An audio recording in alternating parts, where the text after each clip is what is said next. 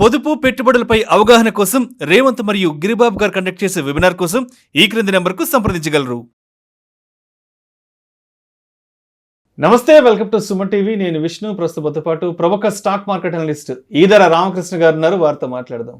Sir నమస్తే. Sir Eedara Ramakrishna గారు. నమస్తే అండి విష్ణు గారు, అలాగే సుమన్ టీవీ ప్రేక్షకులందరికీ నమస్తే సార్. సార్ ఈదర రామకృష్ణ గారు, మార్కెట్స్ అంతా కూడా ఆల్ టైమ్ హైలో మంచి ర్యాలీలో ఉన్నాయి. నిఫ్టీ ఏమో 23,501 దగ్గర ట్రేడ్ అయిపోయింది. అండ్ సెన్సెక్స్ ఏమో 77,209 దగ్గర ట్రేడ్ అవ్వడం జరిగింది. ఏంటి మార్కెట్ల ప్రయాణం ఇంకా ముందుకు ఏ విధంగా వెళ్ళే అవకాశం ఉందంటారు? మార్కెట్స్ అంటే మన రిజల్ట్స్ అయిపోయిన తర్వాత, ఎలక్షన్ రిజల్ట్స్ అయిపోయిన తర్వాత మంచి ర్యాలీస్ జరుపుతూ ఉన్నాయండి. మనం ఈ వారం చూసినట్లయితే ఈ వారం కూడా వీక్లీ బేసిస్లో, అంటే నిన్న ఫ్రైడే కొంత స్వల్పంగా నష్టాలు బుక్ చేసినప్పటికీ మేబీ వీకెండ్ వల్ల కావచ్చు, లేకపోతే సెటిల్మెంట్ నెక్స్ట్ వీక్ ఉంది.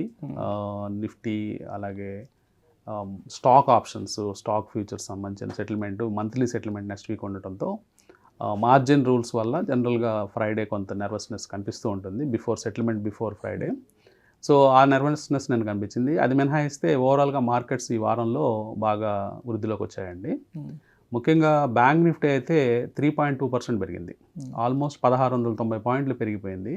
అంటే దీనికి బ్యాక్లాగ్ అనమాట. అంటే మిగతా ఇండిసెస్లన్నీ పెరిగినప్పుడు బ్యాంక్ నిఫ్టీ గత 2 వారాలు స్తబ్దుగా కొంచెము రిలేటివ్గా తక్కువగా పెరిగి ఈ వీక్ అత్యద్భుతమైన పర్ఫార్మెన్స్ చూపించింది. మనకు వెడ్నెస్డే చూసినప్పుడు భారీ ర్యాలీ బ్యాంక్ నిఫ్టీలో చూసాం. వన్ డే సింగిల్ డేనే ఒక 1500-1600 పాయింట్ దాకా పెరిగి కొంత కరెక్షన్ అయినప్పటికీ మళ్ళీ next day follow up rally అన్నీ చూసాము. ఓవరాల్గా చూసినప్పుడు సెన్సెక్స్, నిఫ్టీ స్వల్పంగా పెరిగాయి వీక్లీ బేసిస్లో. బ్యాంక్ నిఫ్టీ మాత్రం భారీగా 3.2% పెరిగింది.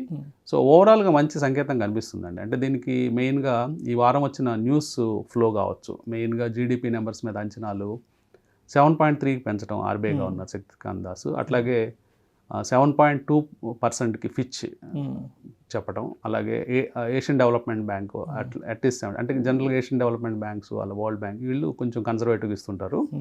వాళ్ళు కూడా 7% దాకా వస్తుంది జీడిపి అని చెప్పడం ఈ సంవత్సరానికి.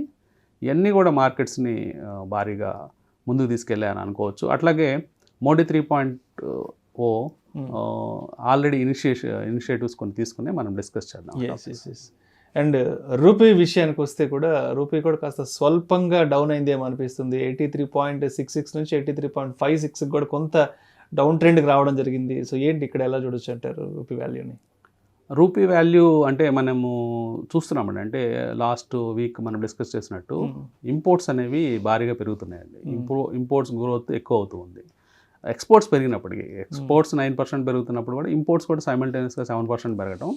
ట్రేడ్ డెఫిసిట్ అనేది 23 billions, around $20-25 billion every month వస్తూ ఉంది. ఎప్పుడైతే ఈ డెఫిసిట్ వస్తూ ఉంటుందో, ట్రేడ్ డెఫిసిట్, ఆటోమేటిక్గా మనకి డాలర్ అవుట్ఫ్లో అనేది ఎక్కువ ఉంటుంది. సో డాలర్ అవుట్ఫ్లో ఎక్కువ ఉండటం, అలాగే ఎఫ్ఐఎస్ మీరు అబ్జర్వ్ చేస్తే లాస్ట్ 3 years నుంచి కొద్దో గొప్ప ఈ మధ్య కొంటున్నారు కానీ ఎక్కువ భాగం అమ్మకాలు జరిపారు. సో వాళ్ళ నుంచి కూడా డాలర్ అవుట్ఫ్లో ఉంది. సో ఈ కారణాల చేత రూపీ కొంచెం వీక్ అవుతుంది. అలాగే భవిష్యత్తులో రాబోయే కొన్ని నెలల్లో కూడా రూపీ ఇంకొంచెం వీక్ అయ్యే ఛాన్సెస్ ఉన్నాయండి. రైట్. అండ్ అదేవిధంగా మోడీ 3.0కి సంబంధించి ఎటువంటి ప్రణాళికతో ముందుకెళ్తున్నారు అంటే, నేను చదివిన కొన్ని వార్తల్లో ఏముందంటే ఇన్ఫ్రాస్ట్రక్చర్ మీద పెద్ద ఎత్తున కాన్సన్ట్రేట్ చేశారు. దీనిలో భాగంగానే కూడా నార్త్ స్టేట్స్లో ఎయిర్పోర్ట్స్కి సంబంధించినటువంటి అభివృద్ధి పనులు వేగంగా మొదలు పెట్టారని కూడా విన్నాను. సో దాని గురించి కొంచెం డీటెయిల్గా మీ విశ్లేషణ తెలియజేయగలరు? మోడీ 3.0 అమలు మొదలైందండి. నెక్స్ట్ 100 daysలో ఫుల్ ఫ్లెడ్జ్డ్ ప్లాన్స్ తెలుస్తాయి. ఇనిషియల్గా వాళ్ళు తీసుకున్న డెసిషన్స్లో మెయిన్గా ఖరీఫ్ పంటలకి కనీస మద్దతు ధర ఇవ్వడం జరిగింది. సో దీని ద్వారా ఒక 2.88 lakhs crores 2,88,000 కోట్ల ధనం రైతులకి అందుబాటులోకి వస్తుంది. అంటే రైతుల చేతిలోకి ఎక్కువ డబ్బు వస్తుంది సో రాబోయే సంవత్సరంలో. సో అది పెద్ద చేంజ్. అంటే రైతులు అంటే మధ్యతరగతి రైతులు, చిన్న రైతులకి చాలా ఉపయోగపడే అంశం ఇది, కనీస మద్దతు ధర పెంచడం అనేది. తర్వాత మీరు అన్నట్లు ఇన్ఫ్రా పుష్ కనుక చూసినట్లయితే వారణాసి ఎయిర్పోర్ట్ను ఆధునీకరణ చేస్తున్నారు, అంటే ఎక్స్పాన్షన్ చేస్తున్నారు. సో దానికి ఒక 2,700 కోట్ల రూపాయలు స్పెండ్ చేస్తున్నారండి. అలాగే ఫోరెన్సిక్ ఇన్ఫ్రాస్ట్రక్చర్ని పెంచుతున్నారండి. అంటే క్రిమినల్ లాని ఇంప్లిమెంట్ చేయబోతున్నారు ఈ సంవత్సరం.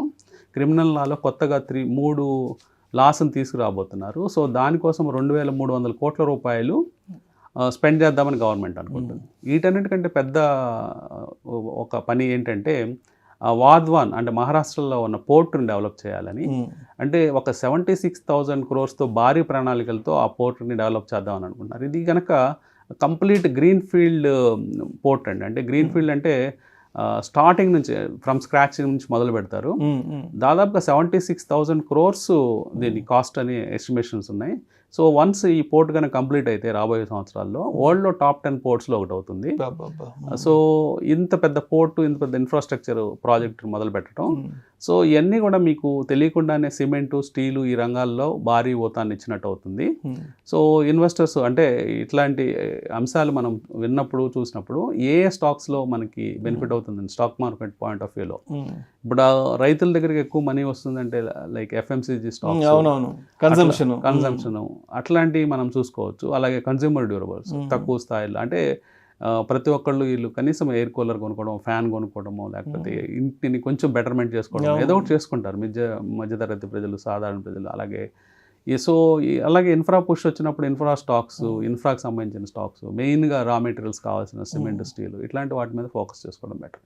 అండ్ అదేవిధంగా ఒక 46 ఫర్మ్స్ లాక్ ఇన్ పీరియడ్ నుంచి బయటకు వస్తున్నాయంట. దానివల్ల పెద్ద ఎత్తున అమౌంట్ కూడా బయటకు వచ్చే అవకాశం ఉంది. కాబట్టి మరి ఈ ఇంపాక్ట్ అనేది అంటే మార్కెట్లను ఏ విధంగా ప్రభావితం చేస్తుంది అంటారు? చాలా పెద్ద మొత్తంలో అమౌంట్ కూడా బయటకు వచ్చేస్తుంది కదా లాక్ ఇన్ నుంచి.